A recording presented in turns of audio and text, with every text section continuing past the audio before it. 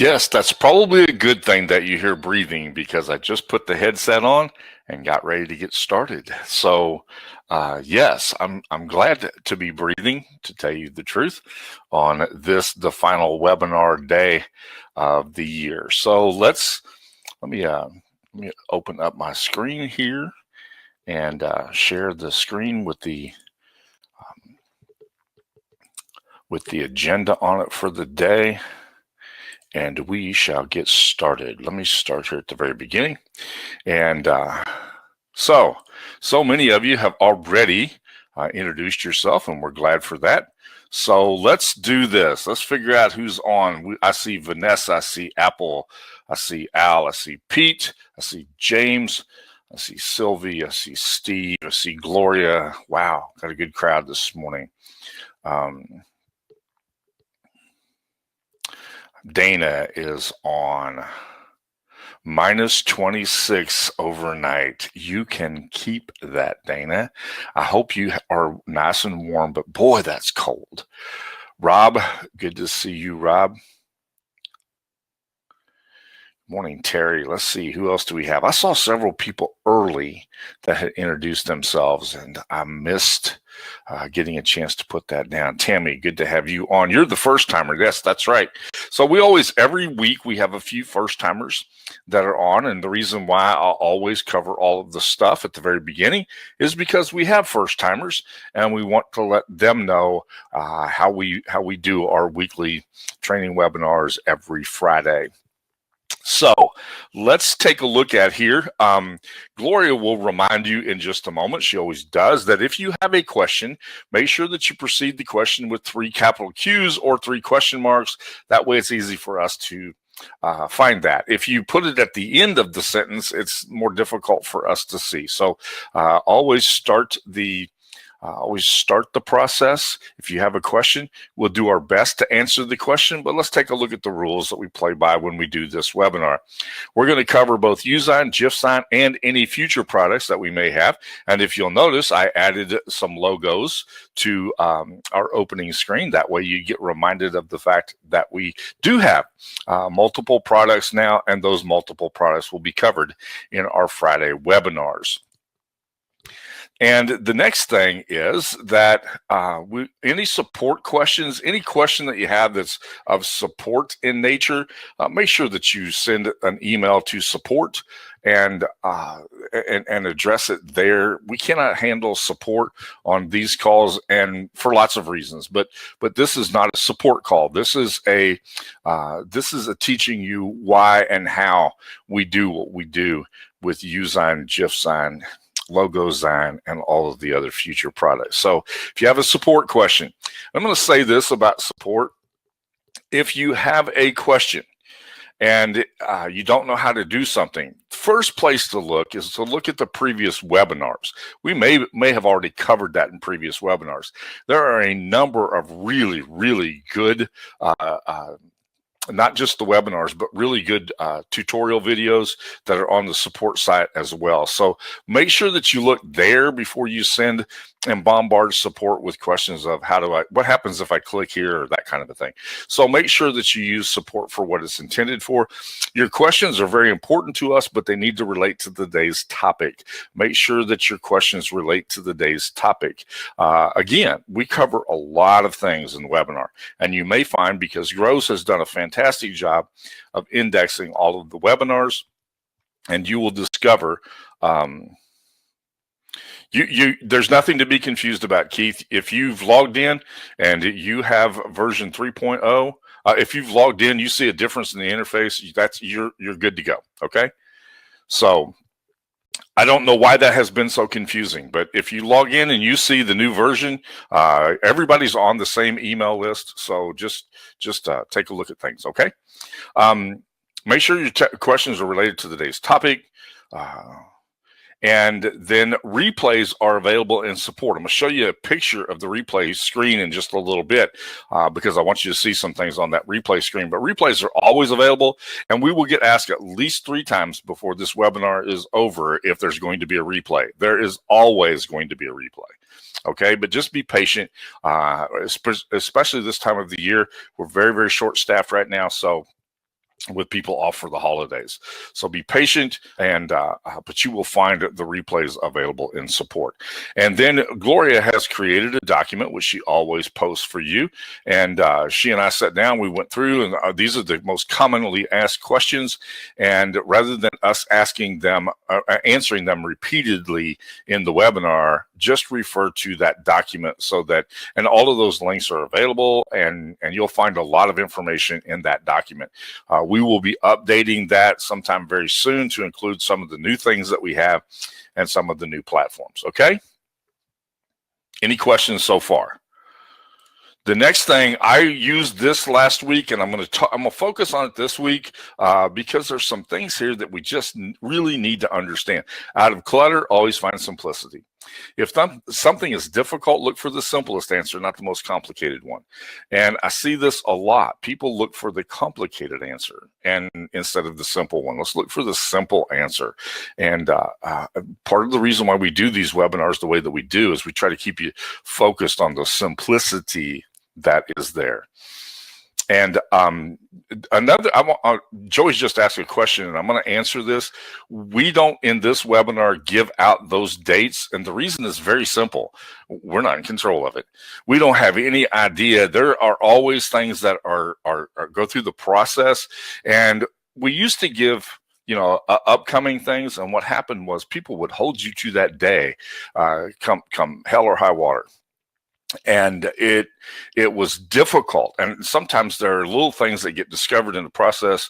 So we will be announcing when that's going to happen, but the answer is we had anticipated by the end of the year, and we're not there yet. Okay, yes, I understand that we've said that, but that's sometimes things happen. Okay, so just watch for an email, and you'll get the information that you need in order to do that. From Discord, find harmony. And that's what I'm trying to help with right now. Discord, find harmony. And that is, we're going to focus on what we have. All right. Joey, please, let's all play by the rules, and let's have a good time here. Okay. And then the final one is, in the middle of difficulty lies opportunity. In the middle of the difficulty lies opportunity. Okay. Yes, those dates are always subject to change. Use your tools. John had this was a great idea. He did this the day that we were doing the webinar last Friday, and I think that's last Friday's date. And I just thought this was brilliant. He came up with a really creative Christmas gift idea, and so I thought it was kind of cool to mention that. I like the way he did that, and it was a really cool use of Usign to create an amazing Christmas gift. So you might want to go back and take a look at that. I didn't give you all of the image down below, but that was a pretty cool. I always give a shout out to people when they do something really cool in the group, because I like those kind of things. I think that's an amazing use of the product. Okay. And that was a great idea, and many people just absolutely loved it, and I thought it was a pretty cool thing. A couple of weeks ago, we talked about print, and so I wanted to mention print this morning. I got an email this week, and I will show you where the email came from, but it was about millennials in print. And there's the concept or the idea that print is going to go away because our current generation of millennials are not interested in print. They've spent their whole life on devices. This is an interesting survey, and so I'm gonna play this for you because I want you to see this. Two things from this. One is it's an interesting use of GIF-sign, even though I didn't do the best job of recording this screen capture, but it's a great use of GIF-sign. It's a great way to capture an infographic and put it someplace where people can see it. So check this little survey out. They surveyed 548 millennials. The yellow is agree, the red is disagree. It's easier for me to learn from printed materials. 59% agree to that. Print materials are better for reference. 58% agree with that. The next question was, for complex concepts, I prefer print. 57% said that. Taking notes, it's important. When I'm taking notes, it's important for when I'm reading for learning, and they would prefer to have that in print. I never stopped reading printed educational materials, and 64% said that. That came from Omnipress. It was interesting because it underscores what we do with print media.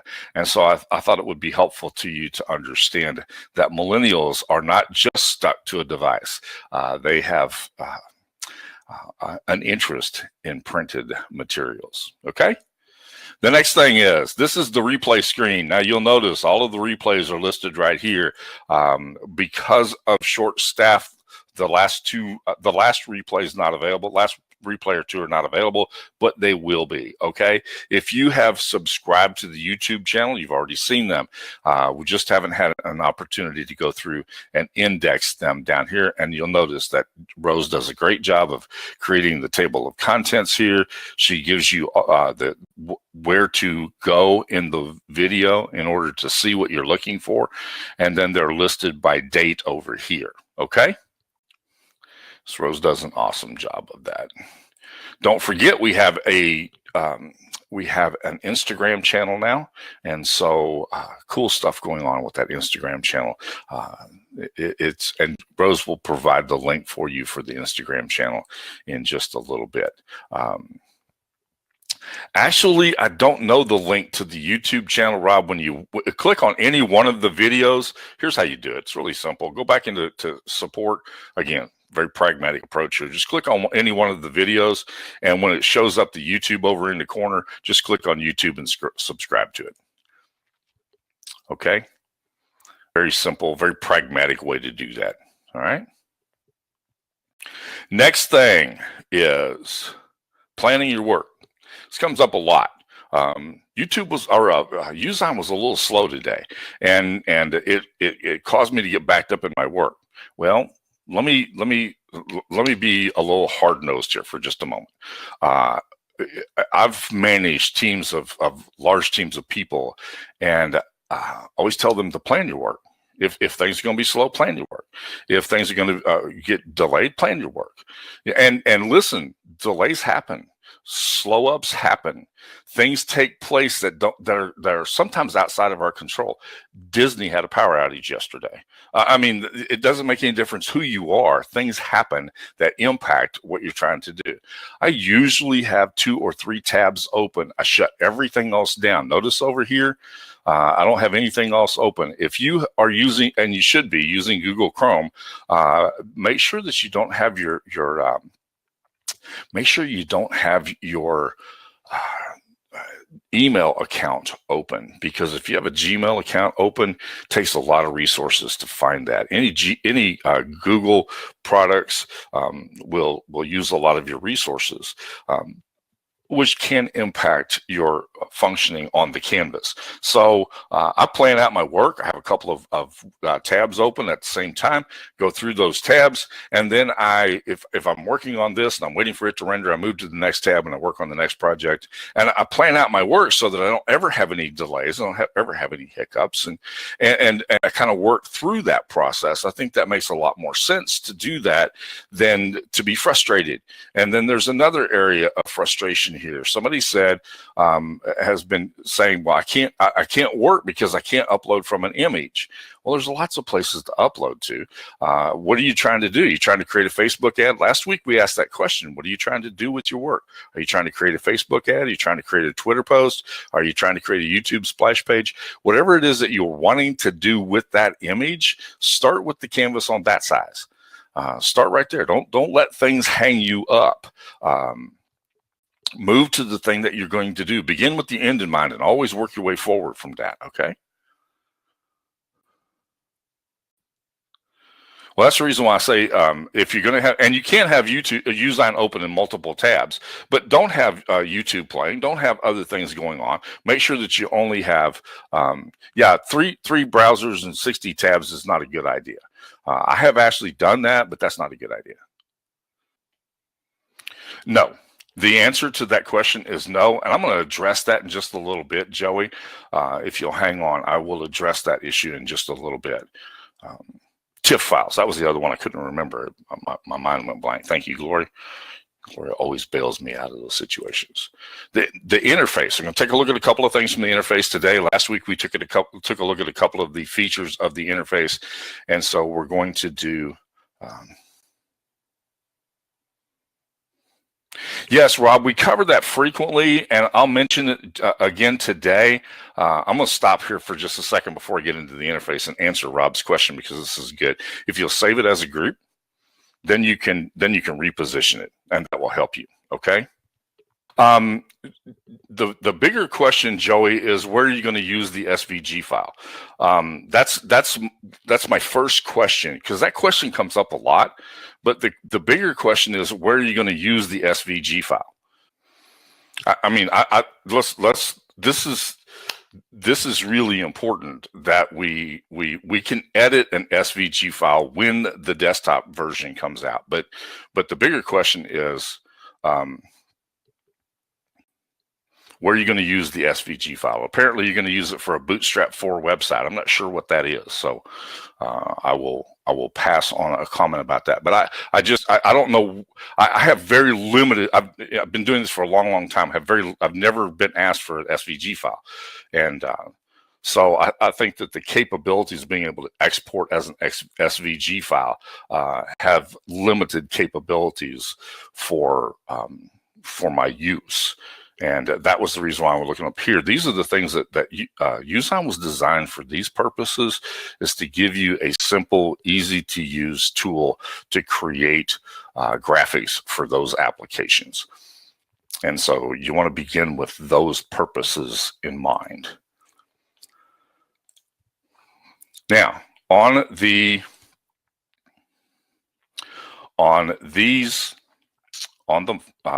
interface, we have two features I want to talk about today. The first one is the messages.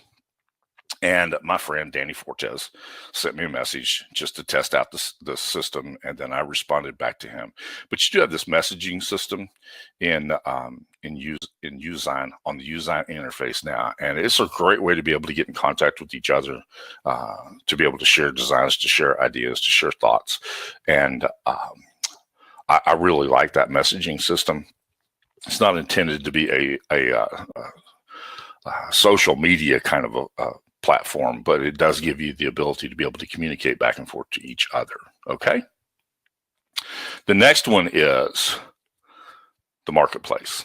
And Gene, if you're on, I purchased this design from Gene to test it out. And so what happens after that, after you have purchased the design or the template, then it turns this button right here to blue with the edit feature on it. If you haven't purchased it, it's red. If you've purchased it, it turns blue, so you won't be able to purchase it again. Then it shows up. Show you where it shows up at. Shows up in your, again, here you can see this. It shows up once you've purchased that with this blue button on it, and then it shows up in your designs. It does not show up in templates. It shows up in your designs, okay? Yeah, the color difference does make it really easy to identify what that is, all right? The next thing. Remember this poll? And the poll was, what is the first thing that goes through your mind when there's a new product that's being offered? What's the first thing that goes through your mind? And that was my question I asked you a couple of weeks ago. What's the first thing to go through your mind? I've done this for two reasons. Number one, it's not a poll, okay? So this is not a poll question. Don't try to answer it. This is just a reminder of this. And this is the reminder that I want to give you, okay? These three questions: how does it work? What does it do? Do I have a market for it? And that was the reason why I answered the question a while ago about the SVG files. I don't have a market for that. I don't have a market for that. And I always look at what do I have a market for that? The question about the YouTube video headers, I don't have a market for that. I know some people who do, and some people will use that, but I've actually, I know this sounds funky, but I've actually run ads for the sole purpose of finding out what that audience, what kind of a device that audience is opening it up on. If the vast majority of people are opening up Facebook on a handheld device or a mobile device, then I don't want to use a video in the header. And my audience, the ads that I run right now, this is the reason why it's important to understand your audience.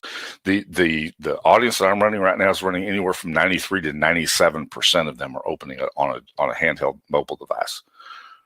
So you got to think about what's your audience, what's the market for it, and always look at what's the market for this. What is going to be my market for this? And that keeps me focused on the right things. It helps me to keep my attention where it belongs. And I've been talking to you for several weeks about the importance of mastering the tools that you have. And we'll talk about that in just a little bit. But if I get distracted by everything that comes along because it can do this, then I have to ask myself something that helps me to determine what it is. And so the question that I ask myself is, do I have a market for it? So that's the first question. Do I have a market for it? So as we look ahead to 2018, and 2018 is going to be an amazing year. We've got a lot of things in the works. Some of you are pressing for answers about a lot of, I don't have deadlines on those. I don't have delivery dates on those. We are working diligently to make sure that things get put out the way that we had anticipated that happening. But looking ahead to 2018, there's some really, really cool things on the horizon with multiple platforms. And I take this position. We want you to know there's cool stuff coming. What that cool stuff coming is going to look like, until we have a chance to test it out, not really sure. So we kind of hold off on giving you too much information too fast, because I want to make sure, because what happens is instantly people start expecting to have it happen. Somebody will make a suggestion. It would be cool if if the platform would do this, and then they think it can be done by next week, and it can't always be done by next week. And the more features that we add and the more stuff that happens, the slower it takes to develop some of those things, because the more pieces that can get broke. Okay, but great stuff coming down the road. All right. And Bertrand has an amazing development team that is working diligently on some really, really cool stuff. So keep that in mind. Master your tools. I can't tell you that often enough. Master your tools. Don't get distracted by other things. Master your tools. Always focus on mastering the tools that you have. Learn to use the platform to do everything that it can do, instead of trying to find the things that it can't do. Because the truth is that there's a way to do almost everything. And it's really important that I agree with what Pete's saying. It's really important to just be patient. And we're adding things as quickly as possible, and we want to make sure that we keep people in the loop and provide things that answer to my question here, there's a market for. Okay, so master your tools. I can't tell you that often enough. Master your tools. The next one is, let's get to the Canvas studies now. Are you ready for that? Are you ready to get to the Canvas studies? I'm going to show you what we're going to do here on the Canvas studies today. We're going to do some studies and reflections. All right. And I've given you these images for a purpose. I want you to see something that's really important here when you're talking about reflections, and that's perspective. Okay. The point of view here is above the horizon. And so consequently, what you have is you have a slower fading in this direction, a slower elongation of the image. Right here, the perspective is close to the horizon. And so you have a more rapid elongation, and it's a fuzzier element. Do y'all understand that? Yes, learn the importance of reflections from Bob Ross. Absolutely.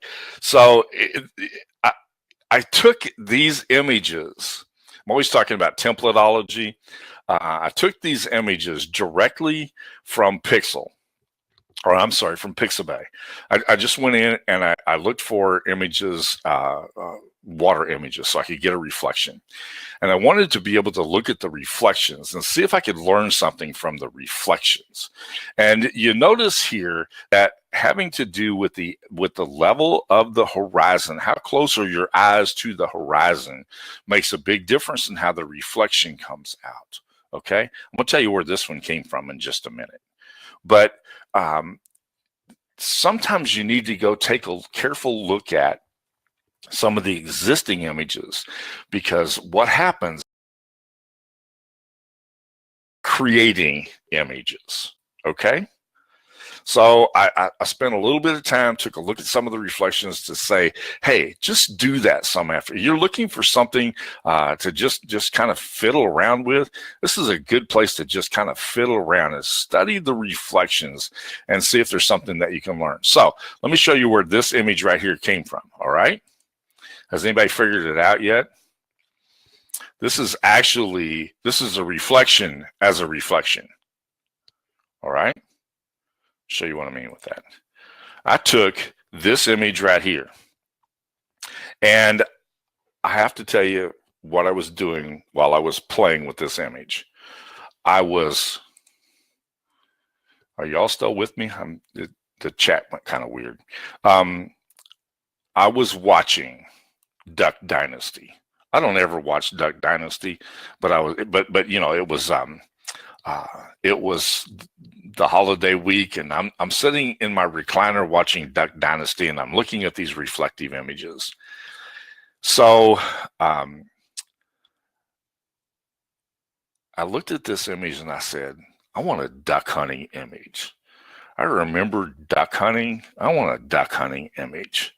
So I took this image right here and I cut it up and I played with it. And over here, you'll see that the horizon follows a funny line. It doesn't have a straight line across. And so I cut the image in the background removal tool. I used the scalpel tool, cut right across that line right there. Now I'll show you why I did this. Over here, because right as the morning starts to break, just as the morning starts to break, you'll see things are really, really fuzzy. You don't have clarity as the morning starts to break, which is the time you're duck hunting. This right here is a reflection from the water. You see the reflection in the water right there? I wanted it to appear as ducks coming over the horizon. And so that's what I was after. All right. Yes, that was exactly what I was after. I wanted to create this image that there were ducks coming over the horizon.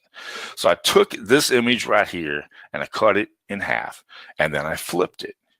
And I was able to keep this right here. So we're going to take a look at some reflections and how we create that in just a little bit. Okay. Yeah, I wanted it to be a good day duck hunting.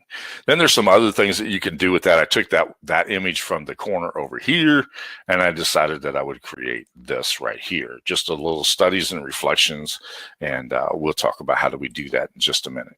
All right? Any questions before we move on? Because we're going to talk about, I also used overlays and backgrounds, and those are important when you're doing reflections. You want to learn how to use overlays and backgrounds. So we'll talk about that tool too, okay? Now, I say overlays because this little watermark that I threw on here, I did that by reducing the opacity and using it as an overlay. All right. I was watching in a group the other day, and somebody said, well, how do you put a watermark on something? And there's all these complicated answers. And I said, obviously not Usein users, because it's really easy to do in Usein. And so we'll talk about overlays and backgrounds when we get to the canvas, which we're going to have to do here pretty quickly. And we talked about shadows. And so my final thing, just to remind you, is always begin with the output or the end in mind. It helps you drastically to create better designs if you will begin with the end in mind. All right. Now, having said that, we're going to move to the canvas and we'll talk about some tips and tricks, and then we'll do our best to try to answer your questions before we go. Now, we've done a pretty good job of answering the questions as we've started out here, okay? Yes, we crowded an awful lot of stuff into the training session. We try to keep it at 1 hour, and uh, but that's the other reason why we encourage you to put your, and I'll do this while I'm switching screens here. We encourage you to share your designs. When there's a question and we ask you a question about it and you say, I can't do this, we ask you to share your designs. And the reason why we ask you to share your designs is very simple. It is in support to take what you write, a written description of the issue, and then try to interpret what that means visually. And so we try to get you to share your designs, because sharing your designs help us drastically to be able to do that. And so we take your questions and we try to answer them while we're on the design canvas. So the question was asked a little bit ago about I had restarted my computer, so I got to load these back up. The question was asked a little bit ago about changing the size of an image, and we can start with that, okay? When you share, but Gloria just said she loves to share the designs. When you share what you've done, it makes it a lot easier for us to be able to see and tell you what's going on. Oftentimes, it's not there's not a problem with the product or the program. The problem is usually there's a step missing, or there's something that you didn't see. Okay. So right here, I'm going to show you a little trick for changing this. All right, I've got this laid out the way I want it to be. When I show the off-screen elements right here, it's a perfect fit for my canvas, and it's at this size right here. Okay, which, by the way, is a really, really good size for posting on Facebook. So if I want to change this and make it an Instagram post, hold down my Shift key, pull this across the top right here, and it all turns blue. Now, if you'll notice over on this side that you now have the group button that is there. I've now hold all of those pieces are all grouped together, okay? So with all of the pieces grouped together, it's really easy for me to use this in some fashion. I can go over here and I can create a Twitter image, all right? The Twitter image is going to be a different size, but I have now saved that as like this, okay? That's a Twitter post image, and I can change the size of this. If I'm going to do that, I can't reshape it because it's never going to be the right shape, but I now have all of the elements to make it easy for me to move them around. Does that make sense? Then I can find something creative to do on the sides. I can turn that into a transparent background, and I maintain my aspect ratio when I do that. But using the group tool will help you to be able to do that. A lot of people run into this as an issue, and if you'll just simply use your group tool, it's amazing what you'll discover that you can do with that will help you. Okay, I'm trying to get things positioned here so I can see that, but just remember to use your group tool. If you want to save that as a group, you can save it as a group as well. So if I pull that over there and I get my group tool up here, I click on group, I have the option to save it.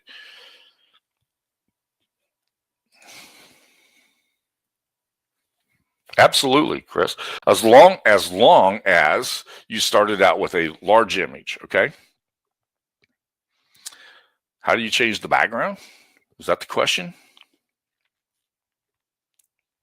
Okay, Rob. Hopefully, I think that's a good. I think that's a good solution for you. Now, sometimes what you'll discover is that for this platform, and see, I wanted to use that as a Facebook post earlier, but now maybe I want to give some instruction over here. Maybe I'm going to sell this. I'm selling something in my Twitter post, and so I use this master your tools, and then I can change this from a transparent background.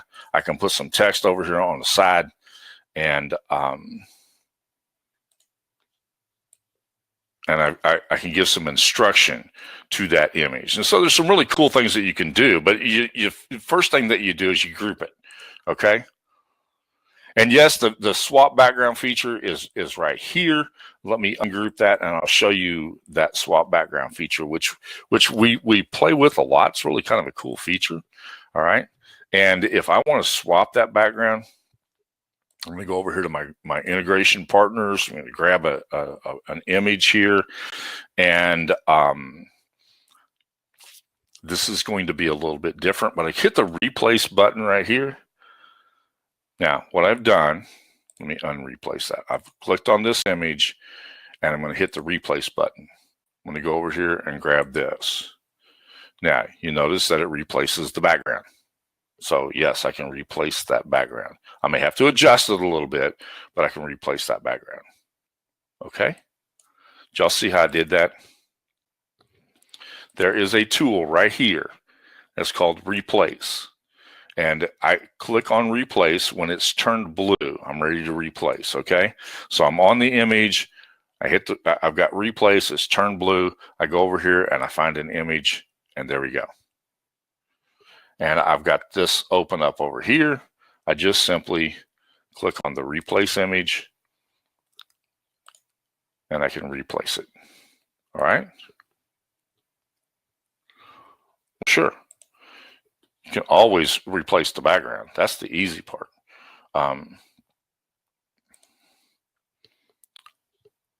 Over here, I can do a gradient background. I'm going to show you how to do a gradient background in just a little bit. I can do an image background. I've got a number of background options over here. All right. Yes, Nilda, we do the background removal a lot. When we go, let me go over here to the. Let me open up. I restarted my computer, so now this one right here. Okay. In order to get this image right here, I had to remove the background, okay? And that came from, let's see if I can find that image. But that image came from Pixabay.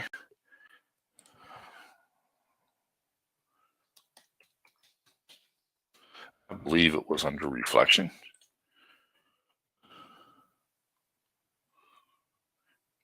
Here's a good example. I can take this boat right here, and I remove the background. And in order to do that, I go to that little erase tool. I come in here, I pick all of the stuff that I want to keep.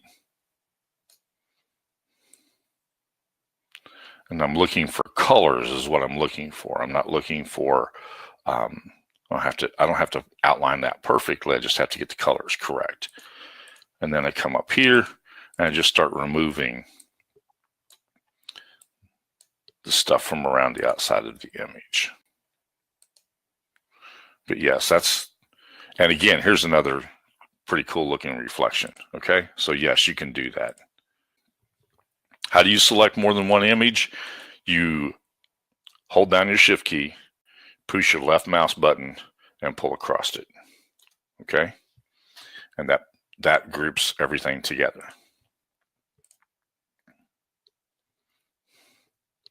How do you ungroup? You click back over here. Now, this is going to ungroup because I haven't saved it. But if I have saved the image as a group,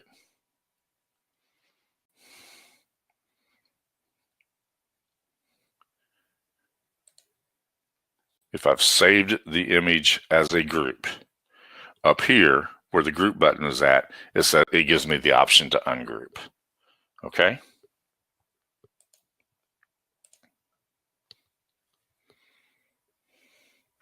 I would completely agree, Elsie, that's totally by itself worth everything. Ellie, that's totally worth everything. It really is. Okay, let's take a look at how I put this thing together. This is an overlay. Can you see the difference? Again, what was I trying to achieve? I was trying to achieve that early morning duck hunting kind of blurry morning's just about to break kind of thing. And that's what I did here. Okay. Now, the next thing is I want to show you something really cool because we were just talking about backgrounds. Let me show you something with the background, because what I did with the background is I I created a gradient background. Let's see if I can get this where you can see it. So I created a gradient background, and I wanted to go from a very light color to a very dark color, because what I wanted was I wanted the reflection to be significantly darker than the top piece. And the easiest way to achieve that is to do a gradient background, okay?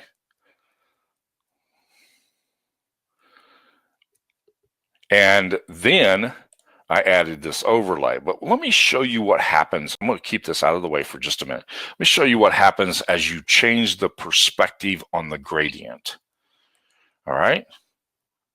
Look what happens when I change the perspective on the gradient. Can you see the change that it makes? I can do it from the inside out here, like that.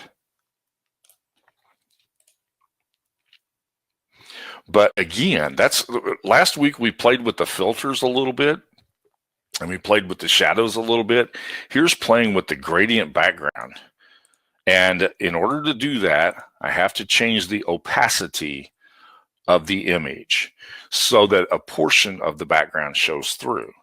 By doing this, the darker background shows through. All right, you see that? The darker background shows through. So I can change the perspective on this and make it more of an evening look than a daytime look. All right? Are y'all with me? Were you aware of the fact that you can change the gradient direction on that background? This is something that I think people forget, that it is a tool that is available on the platform that allows you to be able to do some really, really cool, very creative kinds of things with. And so, in kind of a quick fashion, while watching Duck Dynasty, do you think I achieved that kind of duck hunter look? Do you think that was able to accomplish that? Shadows and gradients make a huge difference. Thank you for pointing that out, Mary. Yes. Shadows and gradients make a huge difference. I could have also added filter to it. And when you add the filter, you can change the perspective drastically. And again, changing the opacity on the filter makes a big difference. All right. How about that? Talk about a beautiful image. And so you can play with this. Remember, you've got a suite of tools that are available to you here that allows you to accomplish what you want your end goal to be. And that's what we always look at. What's my end goal? What do I hope to accomplish? And if I understand what I hope to accomplish, then it becomes a lot easier to use the tools that you have to get there. All right. Now let's go back over here and we'll take a look at, I think these are all going to be the same because I restarted my computer. But let's go back and take a look at something here. Back to the dashboard. The shadows were from last week. It took me a long time to see it too, Gloria. Yes, if you're not careful, you'll waste a lot of time fiddling around, Sylvia. You're exactly right, okay? Tom, you're right. You always begin with your end in mind. Always begin with the end in mind. It makes your life a lot easier when you learn how to do that, okay? Let's see here. Oh, I remember what it was we were going to do. We were going to do this one. We're going to take a look at the reflections. And all right. So this is a beautiful image, and I found this when I was looking for images that had reflections in them, and I'm getting perspective. I need to have perspective, and I've got to make sure that my perspective goes in the right direction. So remember, the closer that your eyes are to the horizon, the more this changes how this reflection is going to look. It also has a lot to do with light. Okay. And so right here, what I did was I layered these images on. All right. I started out with just a simple type of a reflection here. So that was my first layer. My next layer on top of that, I offset just a little bit. Remember the 3D images? Well, I offset that reflection just a little bit because look how fast this gets blurred. See how rapidly that blurs up? So the fact that it blurs up rapidly, I want to try to reproduce that. So the first thing that I did was I created this really, really light, almost completely transparent reflection. All right. And then I added a tiny blur effect to it. And that's all. And then I took this image and I put on top of it. And this one, I had a little bit, it was a little more opaque because you're layering it. So your transparency is going to get darker as you go. Does that make sense? And then the last one, the third image, I'm going to lay over the top of this like this, because that's kind of what's happening here. So I'm trying to mimic what's happening here with what's happening here without changing anything in the background. All right. Is everybody with me? And then what I did,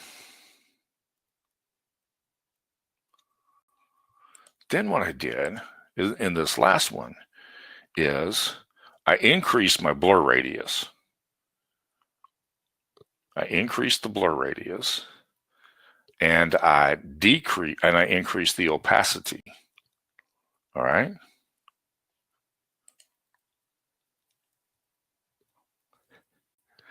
I get you, Gene. Thank you. Always count on Gene to have to see that cool perspective.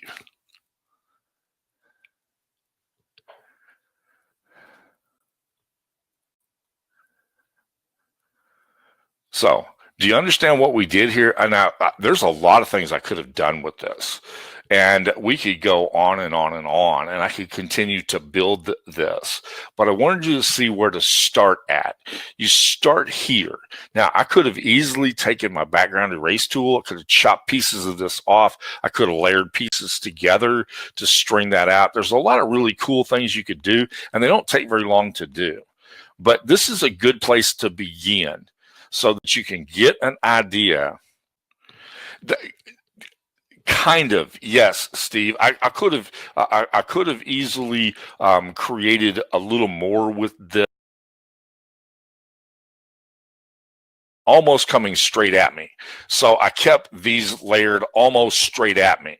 I've got it coming just a little bit to an angle, and it probably should have that going this direction instead. And you can see that that changes things a little bit. I also added a bit of a shadow. All right. And I did this so that you would get an idea of what you can do to kind of mimic the other things that are being reflected here. Now, if I go to the background, again, this is where I'm probably going to want to use my gradient background. So let's do this. We'll make the bottom piece darker, make the top piece bright. We'll do this. I'll reduce the opacity of that just a little bit. You see what changes when you do that? Now, that's because I have that at the top. I can flip this and see what happens. I can move it like that. There's a lot of cool things you can do with this.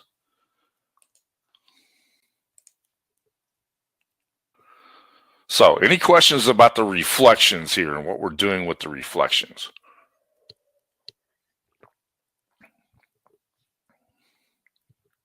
I want you to see how huge difference in how it looks.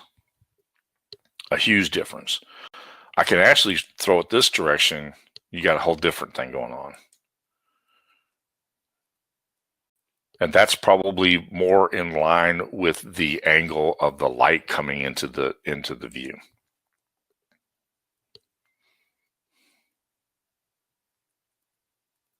It's a good question, Tom. It's a little bit difficult to do that. Yes, that's all I did in this case is I just duplicated it and flipped it. I duplicated and flipped the first one, and then I just continued to do that. All right.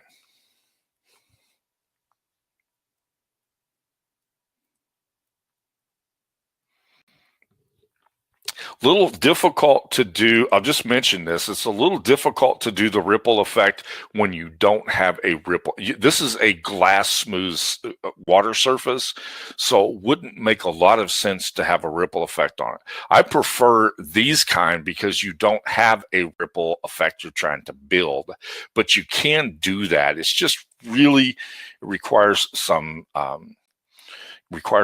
additional work in order to do that. So let's see.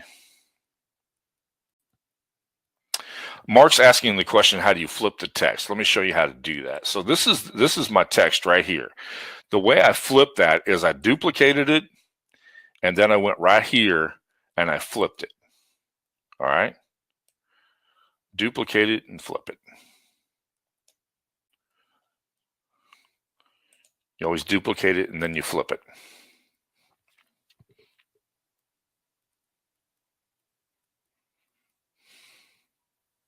And then I reduce the opacity. Correct.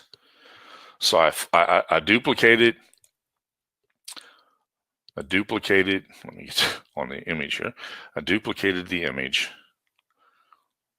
the duplicate tool, and then I flipped it, and then I reduced the opacity.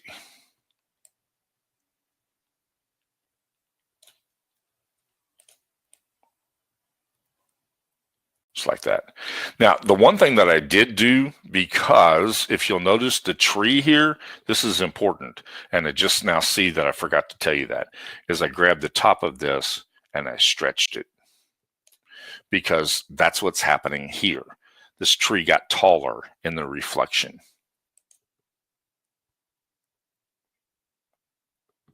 I did not do the tree. The tree was already there.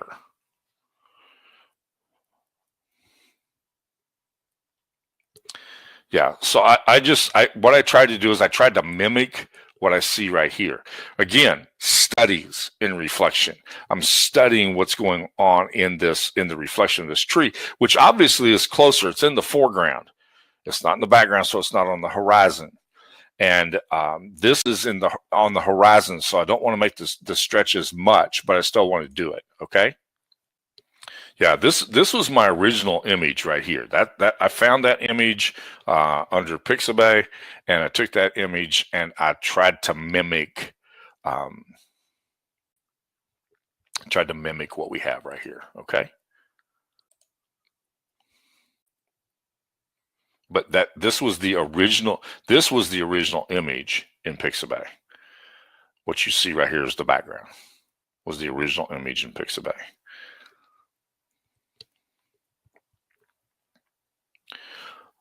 Bigger question would be, would it be possible? And would it be possible to move this down and make it on the same line as the tree? That would have been another thing that could have been done, but it would have been a little bit more complicated to do that.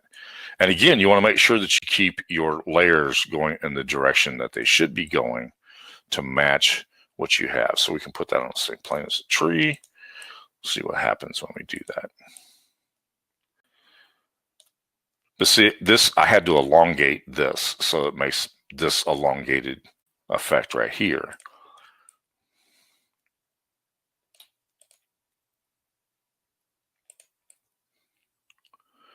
That added a little bit of depth to that and a slight amount of blur, which I needed. And then I use my blur radius tool on my final top right here. Okay.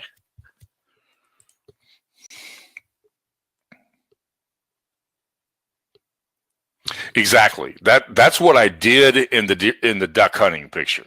Was I took the image, I cut it in half, I flipped it. That's exactly what I did in this image right here, because this is the reflection. This is the reflection of that image. Let me see if I can find that image and I'll show you. But that's the reflection of the image. I don't know if I still have that image or not. I may have just grabbed it and pulled it in, but looks like I did not save that image.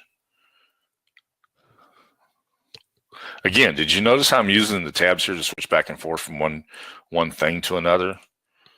That's why I was telling you, plan out your work so that you can do that and you're not waiting, all right?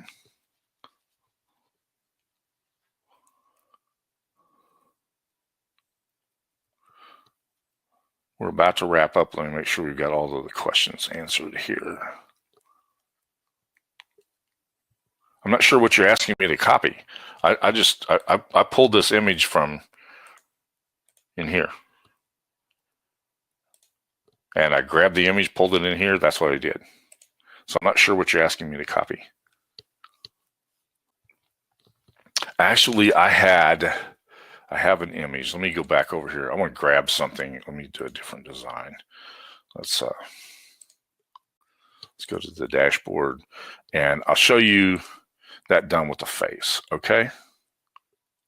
No, you can't filter an image, but you can filter half of an image that you want. You can filter the whole image and then use half of it in another image. I'll show you what I'm talking about. Hang on a second. Again, this is one of those things I was telling you earlier. It's more difficult to do this sometimes because you've got to try to verbalize something that's really easy to visualize. No, you can't filter a group. So I've got an image over here that I've used for this a couple of times, and you look back in the webinars, you'll find it. I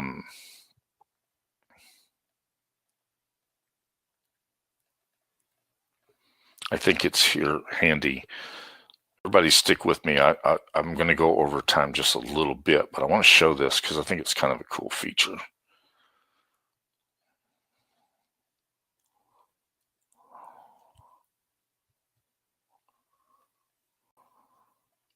Right there. This guy right here. Let me grab him because this is a good way to illustrate this.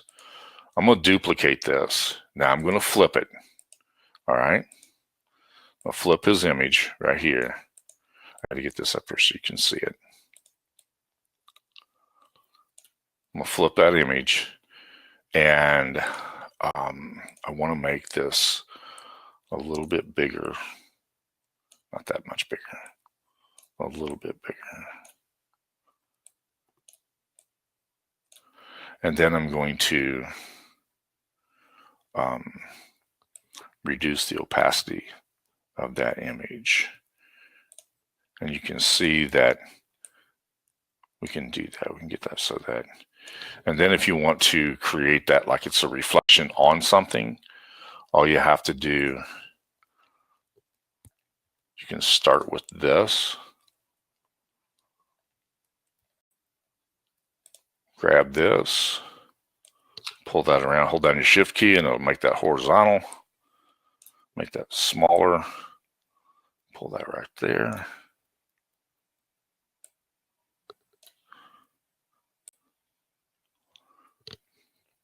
And you can make that look like it's a reflection on a tabletop. And then you can play with the color of this, okay?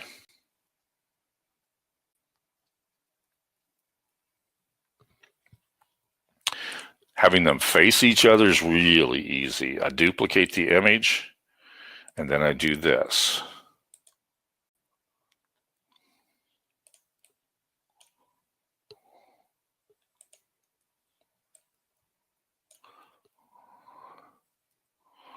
And I can reduce the opacity of that like that. I could do this. And in this case, I'm going to make this larger. And I'm going to reduce the opacity again. Again, this is when you start playing with the opacity, it's amazing what you can do.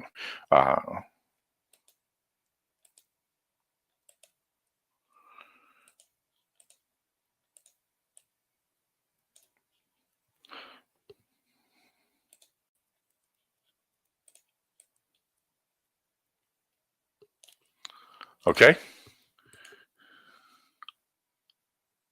Yeah, person looking in a mirror. Those are the kinds of things that you can do with that, and it's pretty cool.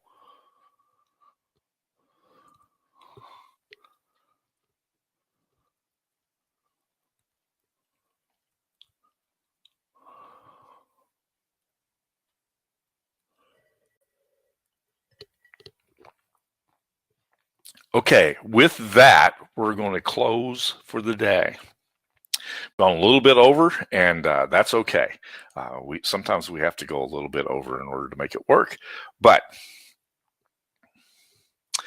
thank you so much for joining us on this almost final day of the year. It is certainly our final webinar, and thank you for coming in, joining us now. Have a wonderful, wonderful weekend. I'm looking forward to 2018. Some amazing things are going to happen in 2018, and you're going to be glad you came along on the ride with us. Have a wonderful, wonderful New Year's. I look forward to talking to you next Friday, same time, same place, as always.